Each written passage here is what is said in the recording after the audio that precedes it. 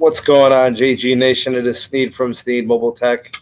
We are now broadcasting live from the CLE 216. We have an audience here, just so you guys know. I'm just showing out a little bit. All right, let's go ahead and do our roll call. If you are in the house, let me know. Say hello and let me know where you're watching from. And tell me the time wherever you are. Let's see what we got going on here in the chat. So we got Jaren's in the house. Carlos is here. Rice Yoshi is here. He wants the merger to happen. Martin is here. Patricia, glad you could be here. Tom. Radio Don is here. Talking FCC. Boost. T-Sprint. All right, you guys are pretty active in the chat already. Brian is here. Brian, watch the comments, please. Alpha Gaming is in the house. Let's see who else is here. Raphael is here. Moderator, thank you very much for being here, Rafi. Much appreciated. James is here. Gary is here. Don't tell me to hurry up, Gary. Chill out. Got your panties on a bunch. Relax. Al is here. Jonathan is here. Alexander is here. But I didn't miss anybody. Flyboy Rex is here. If you guys could, let me get a sound check here. Let me get a video feed. Sound check. Let me know how I'm sounding. Let me know how it looks.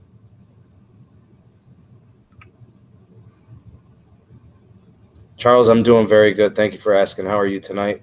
Jamal is here. Thank you for being here, pal. Jamie is here. It's 8:10 p.m. wherever Jamie is watching. And where is that, Jamie? Quincy is here, watching from St. Louis, Missouri. Jonathan says 10:10 p.m. over here in Florida. That's what I got. Levi's here. All right, Brian says we are good for video and audio. Jonathan confirms. Jamie gives us the thumbs up. All right. Queen City, Alexander. All right, we got 40 watching. If you guys could go ahead and get this video the thumbs up. Let's like the video and get it out into the YouTube algorithm. Jamie coming live out of Colorado Springs. Michael Trent is in the house. Looks and sounds good. Excellent. Thank you. Charles is here. Niagara Falls, New York. Lots of water. A lot of people are going to want to live in Niagara Falls here in about 50 years when we're running out of water. Vincent is here. What's going on, buddy? Glad you can make it. Anybody else? Go ahead and get your final hellos in before we get started, now that we've kind of wrapped up the roll call. Thanks, Raphael. Appreciate the feedback. All right, so let's go ahead and get started. Today is Sunday, June 9th, 2019. This is the JGnation podcast hosted by Sneed from Sneed Mobile Tech. I'm glad you guys could be here. We definitely have a good edition of the podcast for you today. Jarrett's coming live out of Florida. Vincent, New Jersey. Michael, glad you could be here. Greensboro's in the house. Thank you, Quincy, for that. Got a lot to talk about today. We're going to talk about the most recent, I don't want to say a transgression, but possibly a little bit of a stall coming out of the Sprint and T-Mobile merger. Just possibly a little bit. I'm not sure how much it might set it back. It kind of depends if anything comes of it. So I'll let you guys know about that update. It is kind of regulatory in nature, and it's also kind of political in nature. So we'll take a look at that update. So we'll talk about that part. And then we're also going to look specifically at Boost Mobile, Metro by Tmobile, and then we'll talk a little bit about some 5G stuff, and also we'll talk about some MVNOs, because now that we're kind of progressing through the merger and a lot has been going on, and we can kind of synthesize everything that's happened for the last few weeks. I think it's makes for some good discussion points, and of course, getting the pulse of the people is important to JG as well as myself. So I'll be in the live chat getting the feedback and your guys' input to see what the pulse of the people is. All right, so Martin from Chicago, glad you could be here live from Chicago. What's the area code over there in Chicago? I forget what it is. Eric just switched to Boost from Metro. Will anything change? I don't know. As of right now, no. Nothing for the next couple of years for sure. We're just kind of in a wait and see what goes on with the regulatory process of the merger. So we're just in a holding phase right now. Nothing should really change in the immediate future. PH coming out of Virginia. George out of Boston, glad you could be here. Thank you for stopping by, your first ever live chat. Here on the JGTechBlog as well as on the Sneed Mobile Tech YouTube channel, the people have the power. And the live chat is something I take very seriously. I appreciate the interaction and getting to know the people of the channel. That's who I serve, and that's who it's for. So we got a question here from Tom. How many subs does Boost and Metro have? Last I checked, I think Metro was about 20 million or so, maybe a little bit more. I think Boost is at around 7 to 8 million people. So, yeah. Oh, we got 2 area codes there for Chicago. Thank you, Martin. 773-312. Juan asks, what's the name of the 4th new company? We don't know. That's something we'll talk about today. Ricky says, will Cricket provide 5G service? I will get to that actually today. We'll kind of throw some ideas around. I'm not sure about Cricket subs. They don't release that number, so I couldn't tell you. Ray, glad you could be here. Thank you for stopping by. Ray from Puerto Rico. ¿Cómo está, amigo? You guys didn't know I knew how to speak that stuff, did you? All right, let's go ahead and get started. So I'm going to start first with an update from the T-Mobile and Sprint merger, and it's actually good news. So a lot of people actually didn't know this, and I was one of them. I had no idea. Of course, now that I'm really deep into the merger and the whole regulatory process, it's something I have to be privy to. So this update coming out of some state utility commissions. So apparently there's 19 state utility commissions that need to provide the approval of the Sprint and T-Mobile merger. I had no idea about this. So when I learned of it, it was news to me. So at the time when I first discovered this, 17 of the 19 had given their approval. The final 2 states were California and Hawaii, and earlier in the week, Hawaii gave their approval. So that now puts, of the 19 commissions, 18 of them have given the Sprint and T-Mobile merger the okay from their side. There's one more state that has to give their approval, and it's California. And as far as I'm concerned, I would expect California to go ahead and approve it. I'm not sure what the holdup is, or if there's something else that they need to discover or find or analyze. But it looks like they're the final state commission that has to provide the approval. So that's 18 out of 19. The 19 required. We are on the precipice of that approval portion. So it's good to see that we're pretty close on that side. So California's the last one. Hawaii gave the okay. All the other states gave their okay. All that's really left for now is that one state. And then, of course, the DOJ has to give their final approval. And I think we should say more specifically, McCann Del Rahim, who is the antitrust chief, he just has to give his approval, and all of this is done and over with. And we can get on with our lives and start to benefit from a new, stronger carrier that could potentially really help out national 5G as well as provide a real competitive force against AT&T and Verizon. So I don't know if any of you are from California, if you've been following the story, or if it's even something out there that you've caught or people have been talking about. But that's the final state. They'll give their approval, and that wraps up all 19 of those commissions. So, yeah, Cheryl, it is kind of complicated. I had no idea about those state utility commissions. In fact, I didn't even know, how many there were and how many needed approval. But now that I do kind of understand, like, it makes sense. Like, every state has to kind of give the okay or give the nod, because if companies are going to be merging and then, building out these 5G networks, I'm guessing states want to make sure that they're represented and they kind of feel the empowerment of what's happening within their state. You can't just decide, hey, we're going to do some 5G stuff, build up all these antennas and nodes and towers, macro and micro sites and all of that. So I'm not surprised now that I think about it and reflect on it. So I guess it is just something that has to be done. What else is going on here? Brian says California here. I have not heard anything. Yeah, I'm guessing it's just been kind of quiet on that side. Nothing too crazy, but they're the last ones. So Brian, I'm sure you'll be waiting with every bated breath, and we'll be waiting on that announcement. Hopefully we get something this week. I mean, who knows? Maybe we could even get in either an approval or a disapproval from the DOJ. So we'll keep it tuned to the Sneed Mobile Tech YouTube channel. We'll have all the updates there for you guys. So make sure you're subscribed and make sure you're notified. All right, second piece coming from the Sprint and T-Mobile merger. So this is kind of a stick in the woodworks here. All right, so a group of Democratic senators is asking the DOJ to disclose if President Donald Trump or any senior White House official has sought out interference in the merger. So they've done so in basically, I'm assuming it's like a formal letter to the DOJ. And they want to know if there has been any presidential or White House official influence going on. They're concerned because of Trump's attempts at influencing the DOJ previously. He was involved in trying to block the AT&T acquisition of Time Warner last summer. So they're just trying to make sure that none of that monkey business is going on there. So I think the quote in the letter is, "We want the merger decision to be impartial to the facts and the laws and free of improper political influence." The DOJ is the final say in all of this, more specifically the antitrust chief, McCann Delrahim, who is a very, very close and trusted advisor of Donald Trump. So that's the man with the final word. I don't really think this story is a big story. When I did this update on the YouTube channel earlier this week, a lot of people in the comment sections were concerned if this was going to slow down the merger. I think potentially it could.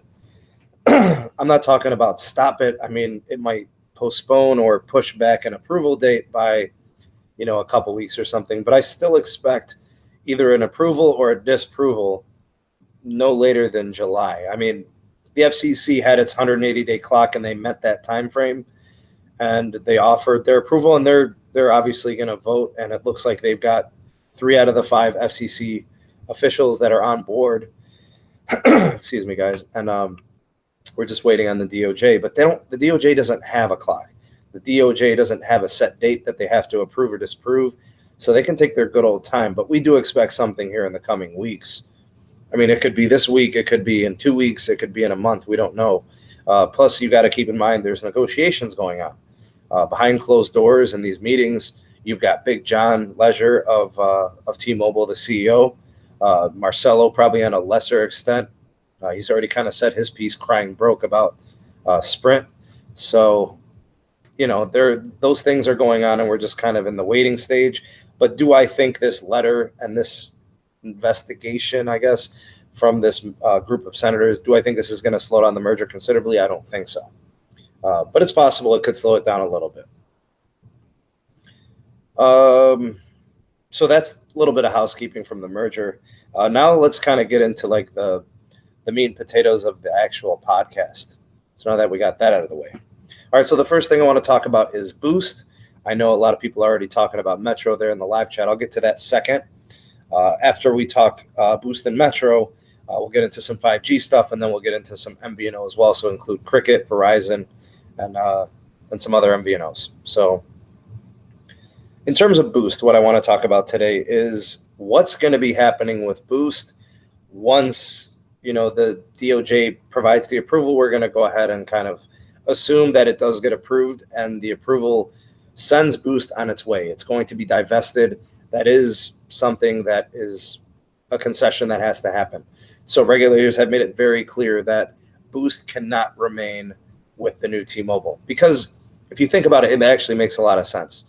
Boost is a very important prepaid company. It represents a segment of consumers that is very, very cost conscious. These are people that don't want to spend or cannot afford to spend large amounts of money for, loaded feature cell phone plans. We're talking about a consumer group that wants a good bargain, or they're on a budget, for their service. Maybe, some of you out there probably have a 4 or 5 line family plan on a really, really good deal, and you don't want to lose that deal. So I think the DOJ as well as the FCC is mindful of this. So they're on board with Boost Mobile, divesting, getting away from the ownership of the new T-Mobile, and remaining a competitive and a standalone carrier, at least as a prepaid carrier. So I know a lot of people have talked in the past about, Boost could be the new standalone 4th carrier. That's not going to happen. That's not actually what we want.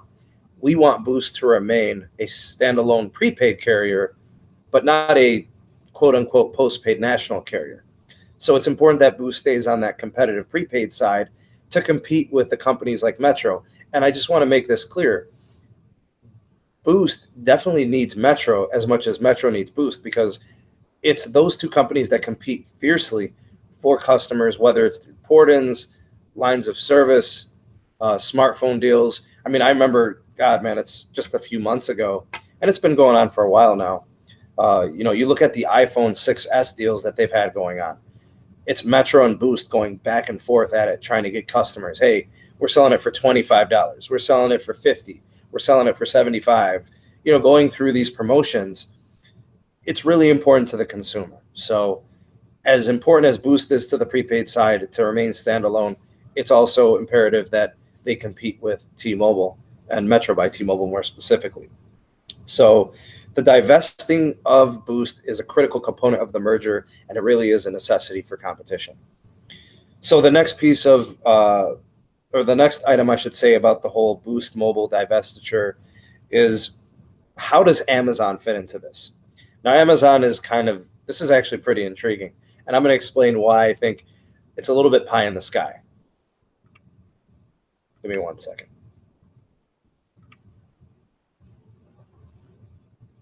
So the reason I think that that Amazon buying Boost is a little bit pie in the sky, it's not because Boost can't afford it. It's not because Amazon can't afford it. It's not because Amazon doesn't know how to run a company. It's simply because it's hard to justify them just diving into a business that they may or may not truly be able to benefit from in the long term. So, you think about the purchase. The purchase is going to be about $3 to $4 billion, especially if it's going to come with some spectrum. If it does come with some spectrum, it's very, very valuable, and that's probably going to drive the cost up. Now, if you think about Amazon from its sole purpose or mission from the business side, they've never done anything with mobile other than sell smartphones, and they sell goods, right? They don't sell services per se. This would put them into the services industry, which is unique and different to them. So how willing are they to just jump into this, something they've never done before, and be the fourth national carrier in a country where the fourth carrier failed? There's a lot of risk there.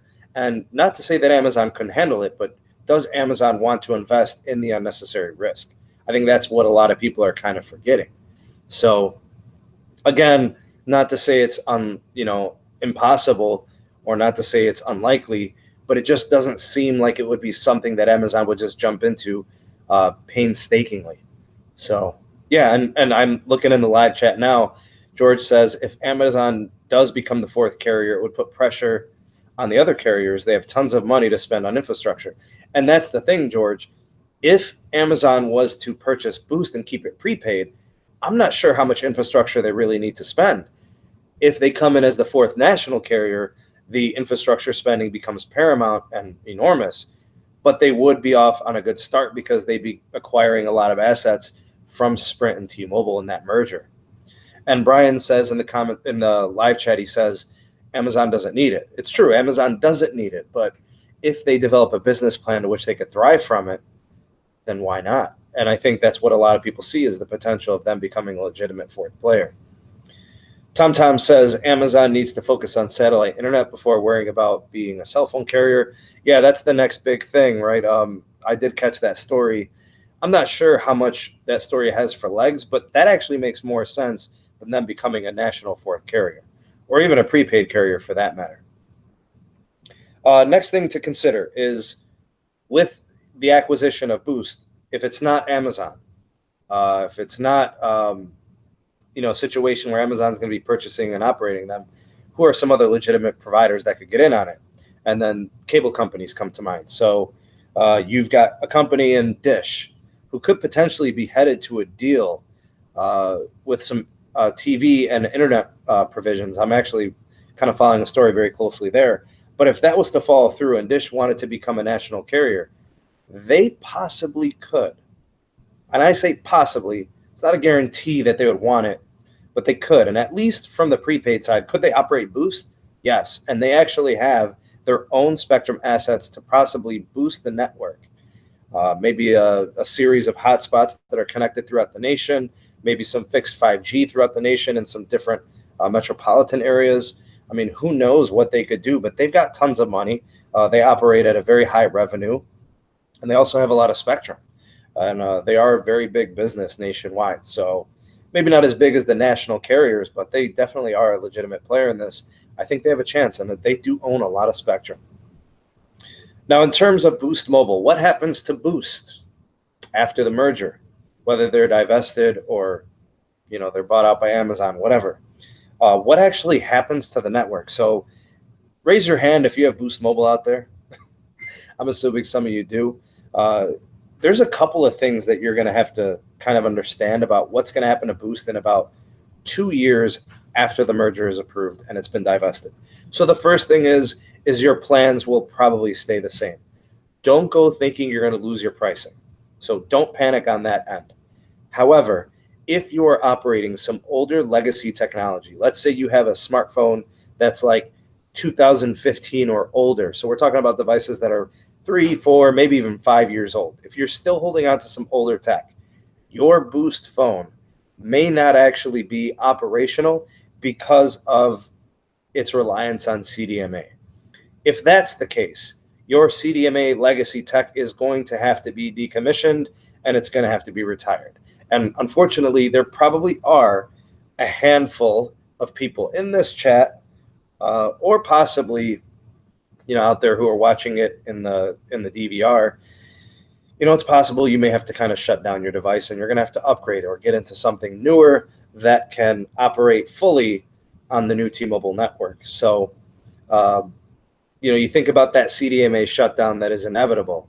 It just doesn't make sense for the new T-Mobile to still own and operate a CDMA segment of their network. I see them shutting that down almost immediately. I would say within a few months of that, like year 2 post approval, right? So I would expect that to kind of be shut down. So older legacy devices, you're going to have to come out of those. The next thing that could possibly happen is potentially all devices being unlocked from Boost if those customers choose to go to T-Mobile. So say, for example, some customers, I don't know, maybe 6 months from now, you upgrade a device and you've got a phone that's locked onto Boost. I'm not sure what they're going to do, but they may end up unlocking those devices and giving people the option. Hey, do you want to stay with Boost? Do you want to go with Metro by T-Mobile? Do you want to just be released from your deal? Do you want the device to be unlocked and you're like scot-free and you go to any different carrier? I don't know what's going to happen there. I just don't know. But what I do know, and I think what actually is 100% with confidence going to happen because it's built into the regulatory process, is there is going to be an extended contract signed between Boost and the new T-Mobile. We're 100% going to see that. That 6-year deal that Boost is going to acquire as part of this regulatory process and agreement is going to assure that Peter Adderton or Amazon or Dish, whoever acquires Boost, is going to be operating on the new T-Mobile network. So how is that a good thing? I think a lot of people, just fail to realize, like, Boost in some markets is good. In other markets, it's a struggle. And in most cases, when Boost has poor coverage, T-Mobile has good coverage. So for somebody who's on Metro by T-Mobile, or for somebody who's on, any of the MVNOs that are through T-Mobile, they are probably enjoying their service a lot more than, say, somebody who's, on Boost. Maybe it's upload speeds, which are awful with Sprint, let alone a deprioritized or managed version in Boost. The uploads are very slow, almost non-existent in a lot of cases. The download speeds are spotty, right? Sometimes they're good and sometimes they're bad. And the connectivity can be an issue. A lot of 3G, a lot of CDMA connectivity. All that's going to change with the new T-Mobile. That network is going to be so much better. Think of all the spectrum assets that are going to be acquired in this. Think of all the network build-outs, especially the 5G. Metro by T-Mobile is going to be the first prepaid carrier with 5G connectivity. Now, it's not going to help you unless you have a 5G phone, but it gives you the option. If you choose to upgrade to a 5G phone and you are on Metro by T-Mobile, you will be able to take advantage of 5G connectivity, which really is amazing to think about it. Like, Cricket doesn't, give their customers as much as, say, Metro by T-Mobile in terms of feature sets as it pertains to the network. I know there's network management from all prepaid carriers, But Metro by T-Mobile is guaranteed to get 5G immediately as soon as it's available from T-Mobile. I don't think AT&T is going to do that for their Cricket customers for a long, long time. I mean, for those of you that are, with Cricket, how long did it take for you to get HD calling? How long did it take for you to get Wi-Fi calling? How long did it take for you to get those simple basic features that a lot of postpaid customers currently have? So, again, Metro is going to be getting these features pretty much instantaneously once they are made available. So that's kind of what you're looking at with, what you're doing with Boost. If you're a Boost customer, it's almost like a win-win situation from so many different angles. If you think about it, like, you're going to get network improvements right away. Coverage, speeds, it's all going to be there. Yeah, you might lose your legacy device, but I mean, who wouldn't want to upgrade if it's going to make your experience better? Your coverage is going to improve. Your speeds are going to improve. Your feature set is probably going to improve. And you're going to be available, a customer availability of 5G. So there's a lot there. I think it's going to be a situation where many Boost customers, if the pricing is there, they'll be more than willing to stay or go on with Metro by T-Mobile. Barbara says, when I was on Boost, it was slow, really, really slow. She's been with Metro now, so apparently much happier with the Metro service. Alexander says, yeah, Boost was weak for me, went back to Metro. And a lot of people, I think, go with Boost because of the cost, right? They really are a good bargain, and they can get people coverage at a good price.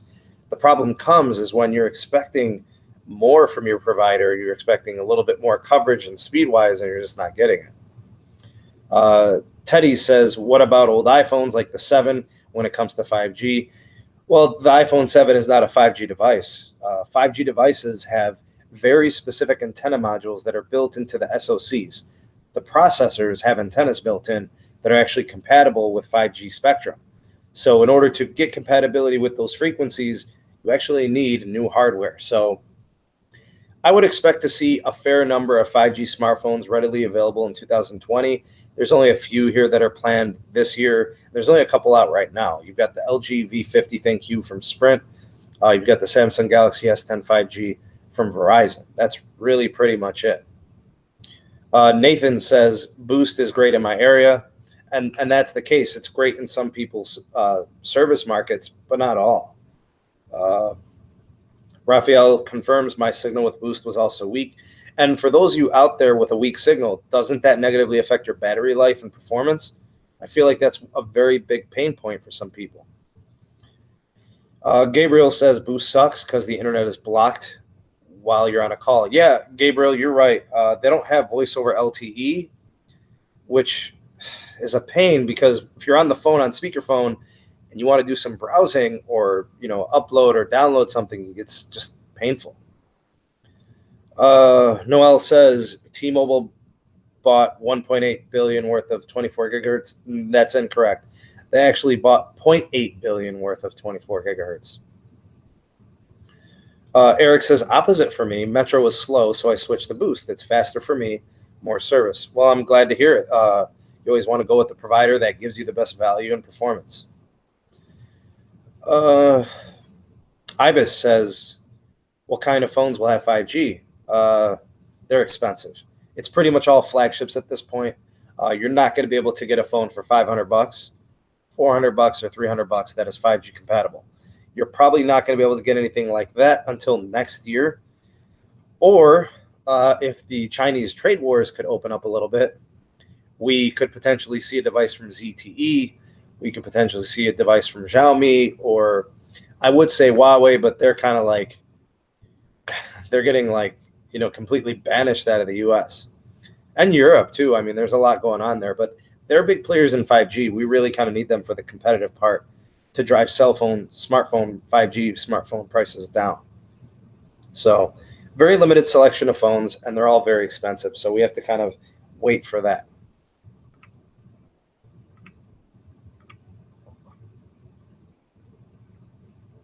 All right, next piece.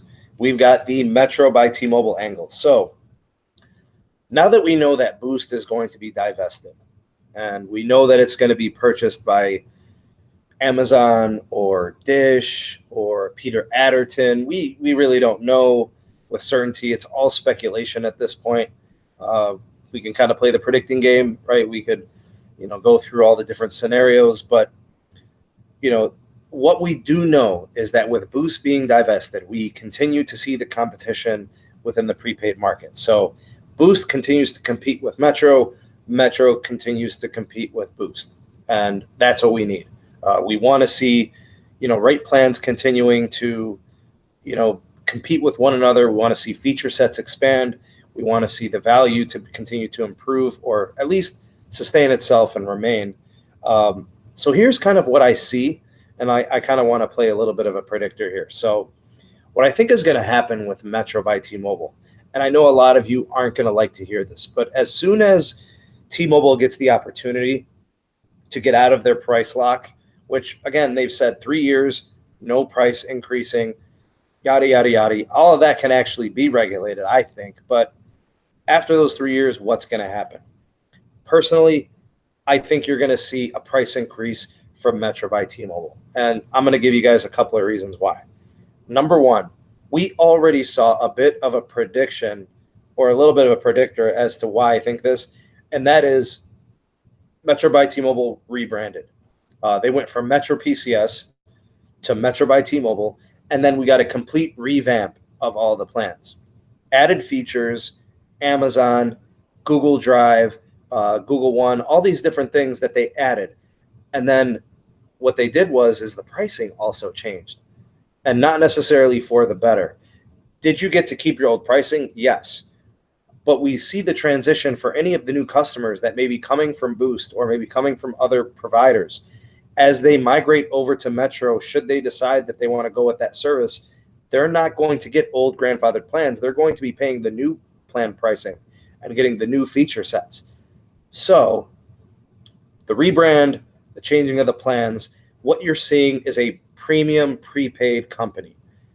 Boost is Boost, and they're going to remain to kind of be who they are and true to their demographic.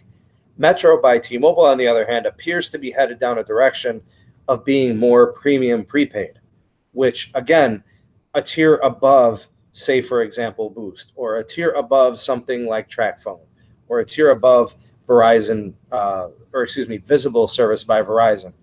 All these MVNOs are kind of bottom of the totem pole. And I think what you're going to see is you're going to start to see a change in network performance.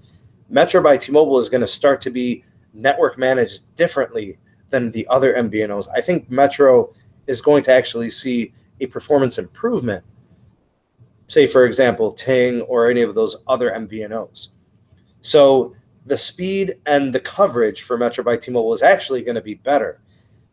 That's my prediction. And the reason I believe this, again, is the rebranding of Metro by T-Mobile, the emphasis for value and added features. So I don't know. I actually feel like T-Mobile could probably shut down their prepaid proper. Going into a T-Mobile store and going to the prepaid segment really actually doesn't make so much sense anymore because of that premium prepaid Metro by T-Mobile feature set. So that's my prediction. That's kind of my feeling. I feel like, it's one of those situations where we have to wait and see, and we'll know more in the future. And part of that relies on what Boost is doing, and then also what the network is like after the merger.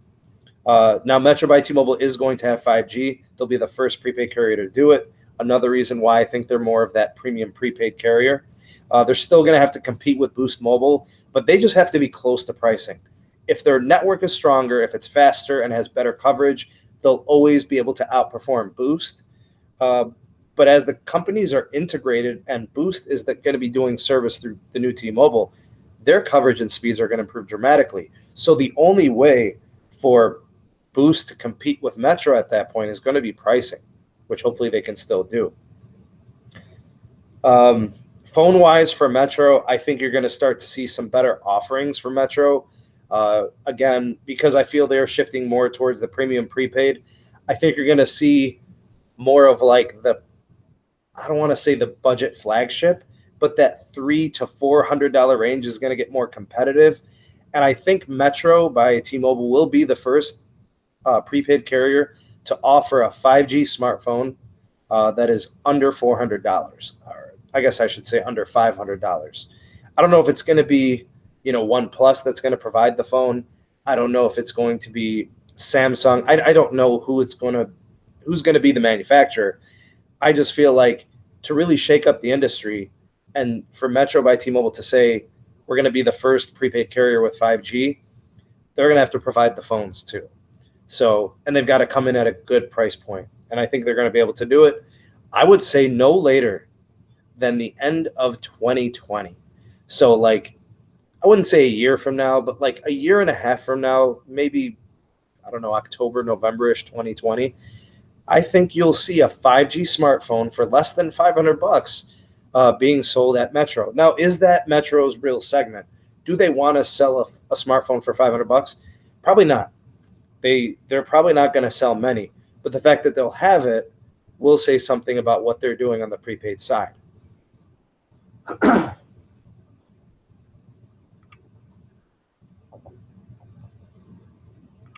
So, yeah, I feel like Metro really is going to be the trailblazer in prepaid when it comes to 5G devices and 5G service.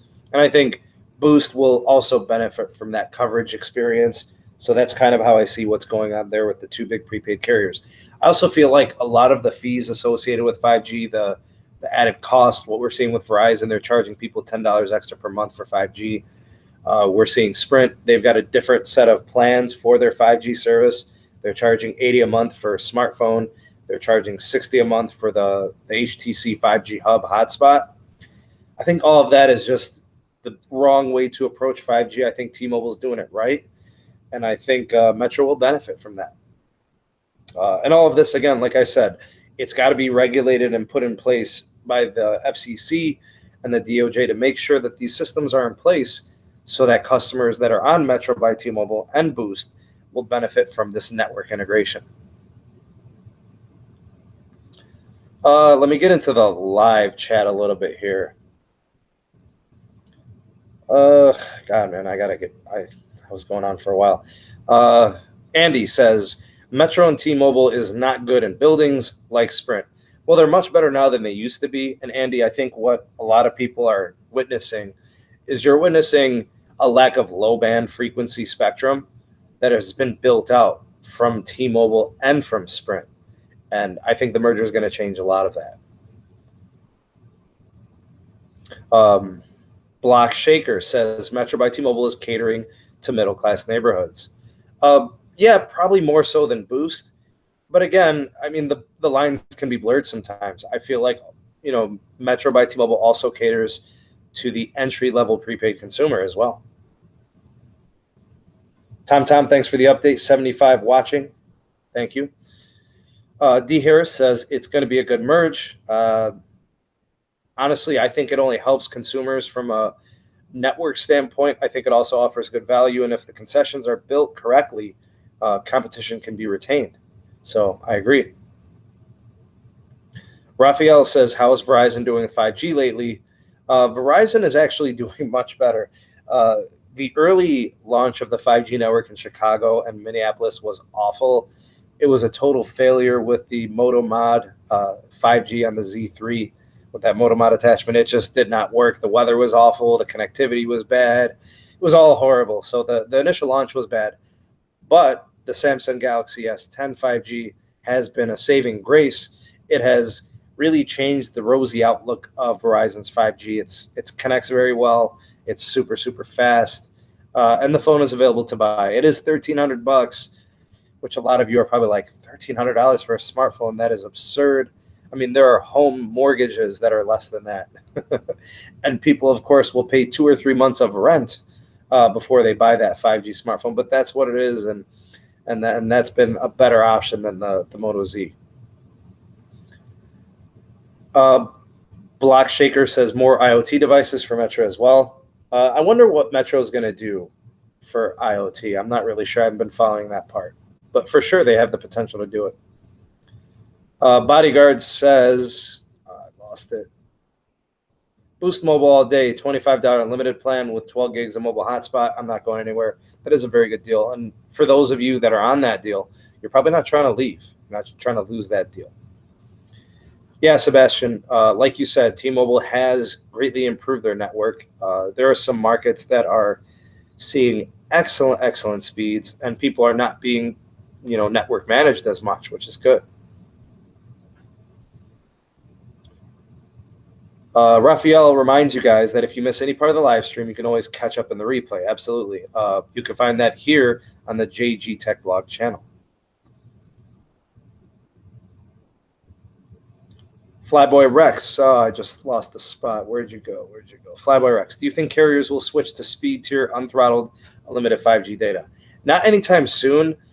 If I could give you like a predicted date, I would say by 2025, you can expect to see an almost limitless amount of data usage, at least from the LTE side, without speed throttle. 5G, probably not too far behind. I would be very surprised if there were any type of tiers from any other company than AT&T. They're literally the worst when it comes to pay for speed. So that being said, I think the other companies are just either they're charging a standard flat rate for 5G or they're not charging for 5G. It's just part of the network performance. Andy says plans on Boost is no joke. Yeah, they're very competitive. Chase from Legos says, so is Sprint going to go under since the debt? No, not necessarily true. But they do have to figure out something about that debt. I mean, it's like $32 billion and counting. It's absurd. Calamitous 98 says it's primarily entry level. 60 to 70% of new activations at our stores get free phones, which is a very, very high number. So people aren't really spending money to get into the hardware. They're taking the free phone that comes with the service. Z1, what is that? Z12 says, using T-Mobile as a truck driver with anything 2 years ago, my bill was $120, now paying $150. Say they have bumped up the money after 3 years. That's news to me. I haven't heard of T-Mobile doing that type of thing. They're usually really, really good about retaining, grandfathered plans. All right, Kenneth Espinosa says, is Spectrum Mobile prepaid, I'm guessing? I think they're just considered MVNO, not really prepaid. Z12 with the super chat. Thank you so much for your generosity and kind gesture there. Thank you so much. Todd says, is T-Mobile buying Sprint? T-Mobile is buying Sprint. They're buying Sprint's assets, more importantly. They want that spectrum. I might almost be fully caught up here. Anthony says, how will Cricket Wireless do all these changes? I used to bounce between Metro and them. I don't think, Anthony, in the case of Cricket is not going to be receiving 5G anytime soon. Like, I'm talking years. Like 7 or 8 years from now, we'll be talking about how Cricket's just getting 5G. Seriously. I would be surprised if they got it, pre-2027 or something like that. I just don't see it happening. Phineas 626, thoughts on Xfinity Mobile, Spectrum Mobile, or at least your thoughts? It's on Verizon's network, so the coverage is good. I don't know about their data caps. They seem a little bit low, and I don't know how slow it gets after you go over that 20 to 22 gigs of usage. So I couldn't really tell you, but the pricing seems to be good when you bundle it with service. Hank, what's up, buddy? This is Hank. This is actually the JGTechBlog channel. I do a podcast every Sunday for my man JG. Jarrett says, does T-Mobile take on Sprint debt? In a way, they do. However, there is a couple of things from like a corporation standpoint that a lot of that money can actually be deferred for payment. And I think SoftBank might actually be able to kind of eat some of that. Don't quote me on the exact semantics and the actual factuals of it, but I know they could figure out a way to get rid of a lot of it and at least kind of keep the interest from getting worse, because it's up over $30 billion at this point. Frankie says, is DT buying Sprint or T-Mobile buying Sprint? DT, who is that? What is DT? not sure what that abbreviation is. Let's see here. Andy says Spectrum Mobile is pretty good on Verizon, better than Straight Talk on Verizon. I hear Straight Talk on Verizon is pretty good, actually. So, I don't know. All right, last couple things to talk about. Let's get to 5G since a lot of you guys are bringing it up there. What does the Metro by T-Mobile, Boost, all these prepaid carriers, we've kind of already covered all the implications with the merger there. But what happens with 5G for the prepaid carriers? I think what ends up happening is eventually the prepaid carriers are going to get 5G. The problem is, and we just talked about this in the live chat, is are people going to be willing to pay the cost for the 5G hardware? The Samsung Galaxy S10 5G is $1,300.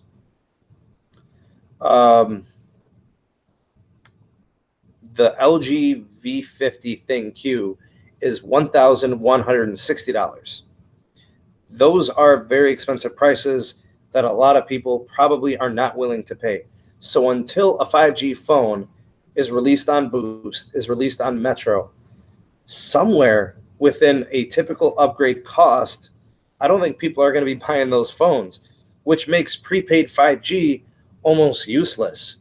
For somebody who's willing to pay $1,200 or $1,300 for a smartphone, they can probably afford 5G service.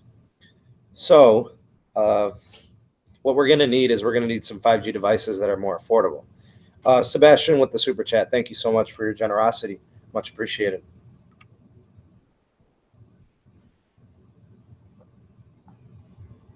I think what people fail to realize is that even financing a 5G phone, you guys can do the math.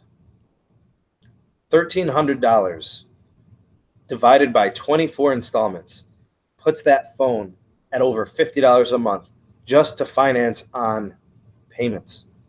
That's no joke. People don't pay $55 for their cell phone service, let alone for the payment on a piece of hardware that's not included with the service. So again, until we get 5G smartphones that are affordable and readily available and accessible to consumers in the prepaid segment, it's really not going to be a big part of prepaid. I could see prepaid getting big 5G investment like in 5 years or 6 years or even 7 years. It's going to take time. And again, the cost has to be driven down. And right now, 5G hardware is expensive. The antennas, the modules, the early investment for the tech, it's all that early adopter problem right now. So, I want to talk more about 5G and how it's going to help prepaid. I just don't think it's going to be impactful for at least 5 more years. Now, we've talked about Cricket. Again, don't hold your breath. If you're on Cricket and you're thinking about a 5G connection, it's not happening, not for a long time. If you're on Verizon prepaid, no. They're making that a postpaid subscription only, a service that is an add-on, $10 a month, that sort of thing. Is Visible going to get 5G? No. Visible is just one of the many tentacles on Verizon, and they're keeping that extremely low bandwidth priority. You're getting at the most 5 megabits per second on your hotspot, on your download, on your upload. It's just, it's a very limited service, and it is not going to be getting any form of 5G. Let's see what's going on here in the live chat. Raphael says, I've made a promise to myself not to buy any more $1,000 phones. It's a good promise, man. You're going to be a wealthier guy. Tom says, phones need to be $500 max. I mean, that's kind of where you set your pricing. Sure, why not? Sebastian says, the phone I have now, I paid $750 for, but I'll keep it for 3 to 4 years. Well, if you see the value in 3 to 4 years, then that's good. Z12, thank you so much for the generous super chat. Much appreciated there, the $9.99 super chat. Thank you so much for supporting the channel, JGnation here. Tom says, I always try to keep my phones for at least 4 to 5 years. And you know what's interesting about that, Tom? In 4 to 5 years, a lot can change in smartphones, like camera tech and audio tech and charging technology and battery technology. I mean, battery life depletes considerably in 4 to 5 years. I could see a difference in battery capacity in 1 year, dramatic in 2 years. So 4 to 5 years seems like a long time. That's true, Sebastian. The 5G phones are really, really bad on battery life right now. They need bigger batteries, faster charging batteries, and different battery tech probably. Stacy asks, any heat concerns with 5G devices? My first 5G phone would get so hot, the battery jacket melted. From what I'm hearing, it does heat up a little bit, but nothing too bad. I would guess the problem is going to be if you're using like mobile hotspot on a 5G phone, that would probably cook it. George says, I'm keeping my S8 Plus until the 5G ones are affordable. Might be another year or two, probably at least 2 years. You know what, Raphael? I would say that I agree with you, but I wouldn't even say year to year. I'd say like every couple years we get a considerable technology change. Like I'm coming out of my Google Pixel 2 XL, and honestly, it still feels like a flagship today that it was 2 years ago. So about a year and a half ago.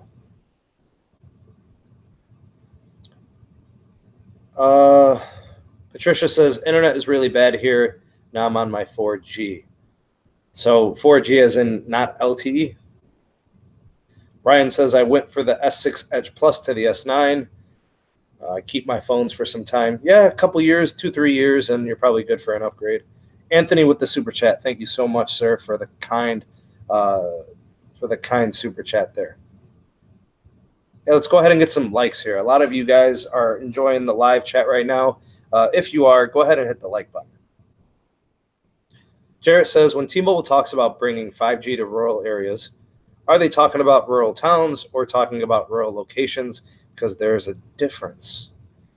Kind of. There kind of is a difference. I hope they mean the same thing and that rural areas will get some attention in terms of 5G build out. It's just these are parts of the country that are underrepresented and they don't have a lot of options for connectivity.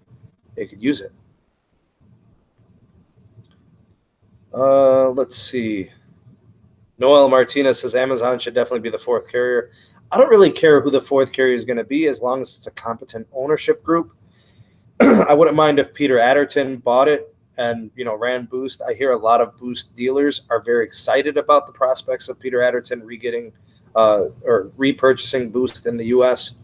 So that being the case, I'm okay with him. I'd be okay with Amazon. It makes no difference to me as long as they are a legitimate competitive force within the U.S. and they're giving customers value. Z12 with the super chat. Thank you again for I think either 2 or 3 super chats from Z12. Thank you. Andy Logan with the super chat. Thank you, sir. Much appreciated. Big shout out to the super chats there. Contributions are very appreciated. Tiny Trip says, what's going on with Boost Mobile? Is it going to be 5G? Not just yet. Depending on the merger, it's possible it could happen. There was, I think, in the comments section of one of our previous podcasts. I want to say it was probably like maybe 3 or 4 weeks ago. All right, so we did the podcast, and what I noticed is that everybody was asking about not prepaid particularly, but like MVNO. Will they get 5G? You're probably not going to see many, if any, MVNOs with 5G, with the exception of maybe Google Fi, because they have access to the T-Mobile network. So I don't know who's going to be purchasing a 5G phone, a very expensive phone, on an MVNO. You're going to have to purchase it secondary, probably apart from the carrier. So you're not going to, go to ting.com and order a phone from them, and it's going to be 5G. So yeah, I don't see MVNOs making a splash in 5G. Will they have 5G connectivity? It's possible if T-Mobile provisions the connections there for it. But again, I don't think it's something notable that we have to pay attention to or make it, a focus area of our concerns.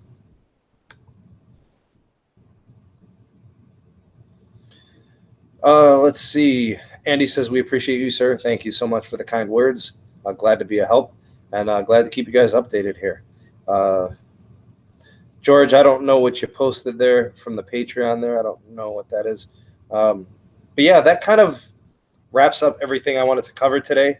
If you guys kind of jumped in towards like the middle or the end and you missed the first part of the podcast, we talked about the updates going on with the T-Mobile and Sprint merger, a little bit of resistance, a little bit of updates there from the senatorial group that's opposing the investigation of the presidency into the merger. We also got clearance from a state commission from Hawaii. So that sounds fantastic there for the merger. So you guys can, rewatch, go back to the beginning and see what you missed. We talked about all the details of Boost and what they're going through with the divesting and possible ownership groups, as well as, what we expect to see for the different rates and the performance improvements we're expecting with the merger.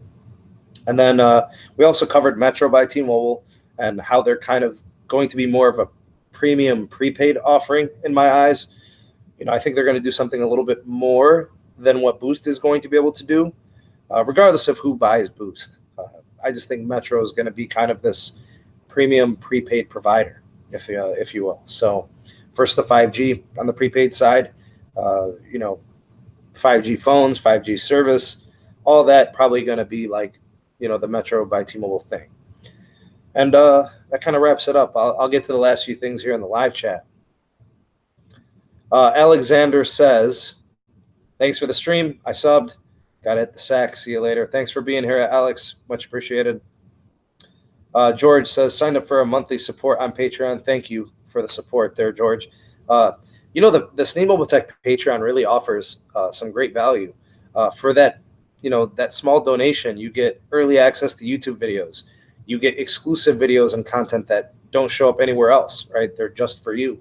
So, and the nice thing about the Patreon is the patrons actually drive production. What they want to see, I create. So I'm not bound to what the YouTube channel is doing. I can do for the patrons over on Patreon. Tiny, I don't know. I don't know if it's going to be a situation where Boost has to unlock all those phones. Something tells me they might have to, or they're going to have to figure something else out, Thanks, Raphael. Appreciate the kind words. What's going on? We'll just wrap this up. Tom says 1 hour stream, 51 likes. Good stream. Thank you. Much appreciated. Stacy's still waiting on 9G. Me too. I'll be waiting for a while. And Michael says, what are your thoughts on what's going on with Dish? Dish is quiet when it comes to being a wireless provider, but they're making noise in another segment. I think that's a topic for another day. It's not something I necessarily want to get in on now, but I think I'll eventually get on it. If you guys want more coverage on the wireless carriers and the different telecoms around the nation, go ahead and subscribe to the Sneed Mobile Tech YouTube channel, Sneed Mobile Tech. You guys can check it out. There's a link in the description box below for that. For those of you that want to support production here on the JGnation and SMT Nation, there's links in the description for small PayPal donations or occasional donations, membership to Patreon. There's all types of Discord links if you want to get involved with the community there. I think that kind of wraps up everything I wanted to cover in today's podcast. I hope you guys enjoyed it very much. I want to thank my moderator, Raphael, for his continued support here within the live chat, his dedication to the live streams over on the SMT live streams, as well as the JGnation live streams. Thank you so much for that. I want to thank all that provided donations in the form of super chats. Thank you guys so much for your generosity and your kindness. I do appreciate that, as well as JG. And for all that participated and watched it, even for those that are watching this on replay, thank you so much for your continued support. I think we'll leave it at that. It was an excellent live stream, good podcast. Big shout out to all of the Discord members. Big shout out to the patrons. Big shout out to JGnation. Big shout out to SMT Nation. I think I'll leave it at that. This is Sneed from Sneed Mobile Tech, and I will see you guys on the next live stream. Peace.